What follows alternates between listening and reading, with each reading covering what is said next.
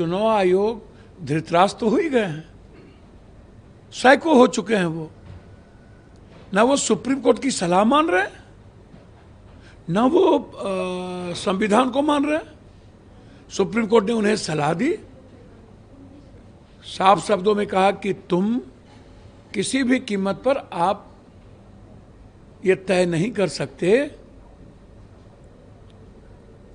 कौन इंडियन है कौन इंडियन नहीं है, आप कॉन्स्टिट्यूशन के तहत काम कीजिए। और मेरी सलाह है कि आप इस आधार कार्ड को, राशन कार्ड को, अन्य कार्डों को भी आप उसमें शामिल कर लीजिए। तो ना आप सलाह मानने को तैयार है, आप कह रहे हैं कि नहीं हम भाजपा के दुर्योधन के लिए जो काम कर रहे हैं, हमें कुछ भी जिग जैग नहीं करना। एक तो सबसे खतरनाक संकेत है ये। दूसरी बात, सुप्रीम कोर्ट ने उन्हें एक और सलाह दी थी कि आप ये बताइए कि ठीक है आप वर्किंग कीजिए कि ऐसी क्या जरूरत पड़ गई 6 महीना पहले आपको म्यांमार, नेपाल या बांग्लादेश के बारे में ये जानकारी नहीं थी जब आप नए वोटर लिस्ट को तैयार कर रहे थे, और ना ही आप अरुण जेटली लॉ मिनिस्टर के उन मुद्दों को याद है कि आपको किस परिस्थिति में वोटर लिस्ट में किन के नाम को ऐड करना है और किन के नाम को बाहर करना है, आप वो भी ध्यान में आपको नहीं है। अब आप कह रहे हैं कि मैं जा रहा हूं, हमें पता चला। तो हम चुनाव आयोग से पूछना चाहेंगे, अभी तो आपने फॉर्म बांटना शुरू किया, अब फॉर्म कहीं से आया नहीं। और दूसरी बात आप कह रहे हैं कि जिनके बारे में हमको शक हो रहा है उनके पास आधार कार्ड भी है, राशन कार्ड भी है, लेकिन वो गलत तरीके से है। तो हम चुनाव आयोग से पूछना चाहेंगे, आधार कार्ड और पैन कार्ड जो मर जाएगा उसका भी रहेगा। आप 123% पूर्णिया में, 126 किशनगंज में, 124 कटिहार अररिया में। अरे जनाब, गुजरात में 18 लोकसभा में 11, 12, 13% ज्यादा है, जहां माइनॉरिटीज 3, 2, 6% है। हरियाणा में माइनॉरिटीज है ही नहीं। तो बीजेपी वाले के मुंह में कौन चीज है? आप हमको बताइए, लगभग जगहों पर भारत में किन किन जगहों पर परसेंटेज 100 से ऊपर है। ये ना तो रोहिंग्या का मुद्दा है ना बांग्लादेशी का। यदि है भी तो नेहरू जी और इंदिरा गांधी जी तो आपको रोके नहीं। आप 11 सालों से वहां हैं और आपकी सरकार बिहार में 16 सालों से है। 4 साल लालू यादव की सरकार थी नीतीश कुमार के साथ, तो 16 सालों में आपको पता नहीं चला, जबकि हर साल वोटर लिस्ट पर काम होता है, हर चुनाव में 1 साल काम होता है, और आप उसी वोटर लिस्ट पर आप 11 साल और 6 साल अटल बिहारी वाजपेयी प्रधानमंत्री बन गए। आज आपको याद आ रहा है और आप कह रहे हैं। और चुनाव आयोग की थेटरोलॉजी देखिए। आज सरकार के मंत्री हैं संतोष कुमार, वो कह रहे हैं कि तेजस्वी यादव चाहते हैं कि फेक वोटर ऐड हो खुद के लिए, ताकि वो चुनाव जीत सके घुसपैठिए की मदद से, या जो बाहर से आए हुए, जो दूसरे देश से आए हुए इंडिविजुअल है उसकी। देखिए, हम एक बात बताएं, हमें ऐसे लोगों के बारे में कुछ नहीं पता जो अनुकंपा या जिन्हें कोई विरासत में मिल गई, जिनको इस देश के संविधान से मतलब नहीं, न अंबेडकर के विचारों से मतलब, न ही अपने विरासत की संस्कृति से मतलब। इन लोगों को न अंबेडकर से मतलब है, न संविधान से मतलब है। भविष्य क्या तय करेगा, जो क्राइटेरिया है उसमें सबसे ज्यादा मुसहर जाति निकलेंगे। 0 कुछ परसेंटेज मैट्रिक किए हुए हैं। असर रियासी किसी मुसहर जाति के पास नहीं है, किसी के पास नहीं। और सर लगभग 99% मुसहर जाति के पास जन्म प्रमाण पत्र नहीं है। इनको कुछ भी नहीं सर, अंधा हो चुके हैं ये सब लोग। हम इनको कहेंगे कि अपनी विरासत और इतिहास बचाइए।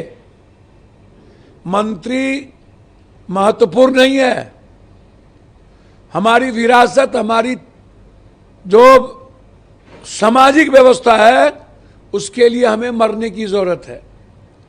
और हम तो कहेंगे सर विपक्ष से, जब चुनाव आयोग धृतराष्ट्र हो चुके हैं और ये मान लिया है कि हमको एन केन प्रकारेण इतना नाम काटना है, इतना जोड़ना है, और ये सैकड़ों हो चुके हैं, और सुप्रीम कोर्ट जो हमारे लिए सम्मानजनक है उसको भी खत्म करने में लगे हैं, और ना लोकसभा में हमारी सुनी जाएगी, तो मरता क्या नहीं करता। हम लोगों को निर्णय लेना चाहिए, या तो आर या पार, अन्यथा बीजेपी को कह देना चाहिए तुम वॉक ओवर हो और जाओ अकेले चुनाव लड़ो।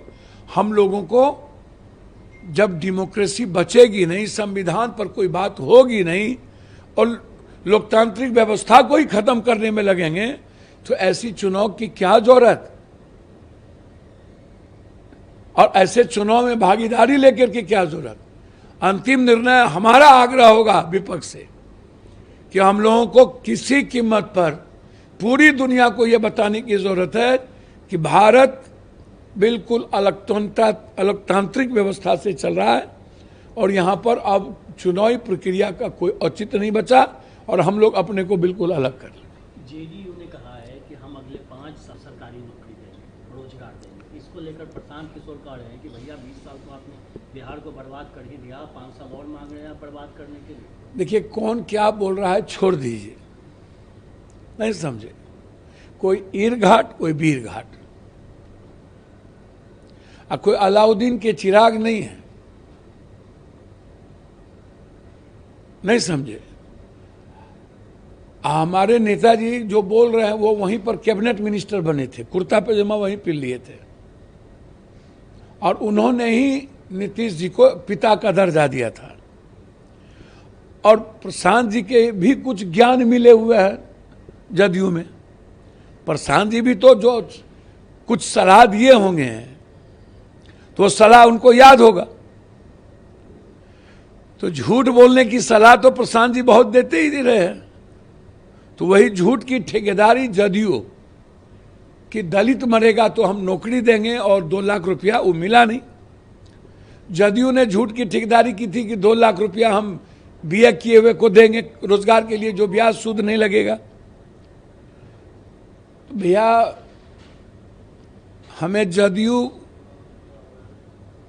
के बारे में इतनी राय है अब कि यह सरकार नीतीश जी से नहीं चलती है, और न ही अब ओरिजिनल जदयू चलाता है।